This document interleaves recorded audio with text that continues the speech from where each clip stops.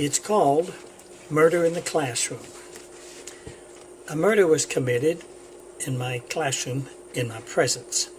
On that fateful day when the murder in my classroom happened, I was teaching American history. The trouble started when a bully somehow appeared in my room. He entered uninvited, unwanted, and extremely agitated. He was, without a doubt, the smallest in the room. Yet every single man in the room seemed to be terrified. Everyone knew him, what he was about, and what he was capable of doing. He had a reputation everyone was familiar with. No one knew why he entered, but we all knew he was there. The bully threatened every person in the classroom, myself included. He got right in the face of almost everyone. Someone took a jab at him. He quickly outmaneuvered the jab and moved on to someone else. I taught in a prison, so my classroom was full of felons. They were all tough men. For some, fighting was all they knew. When they were on the streets, they might use fists, knives, guns, whatever was handy. Possibly some of the men in my room were here for that very reason. Yet this little guy had everyone in my room terrified. The bully charged another student. He almost fell out of his chair trying to get out of the way. A couple of students threatened to kill the bully and took offensive postures against him. One, with American history book in hand, even followed the bully around the room in an attempt to kill him. Some of these tough men were pleading with the bully to leave them alone. You could see the fear in their eyes.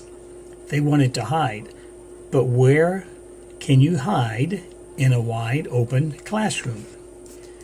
Chairs were scooting. Inmates were yelling at the intruder. And me? Guess what I was doing? I was being a good role model for my students. Violence was not something I was going to demonstrate or advocate. I took the non-violent approach and used strong words of encouragement instead. I just told the students, leave him alone and he will leave you alone. You will only make him more angry if you retaliate. I kept telling the bully to leave the room. By this time, the history lesson was a definite holding pattern. I was getting desperate to return to the lesson and started to think that I would have to take stronger action. And then it happened. One of my students picked up a book and hit the bully, knocking him to the floor. One student yelled, "Now you've done it. You've really made him mad." But the bully stayed on the floor and didn't get up.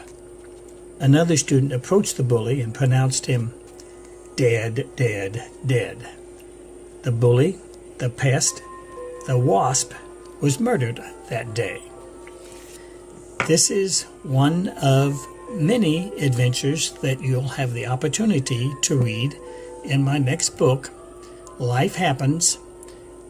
You don't have to be rich and famous to have adventures. But while you're reading it, remember, one goes through lives and adventures happen.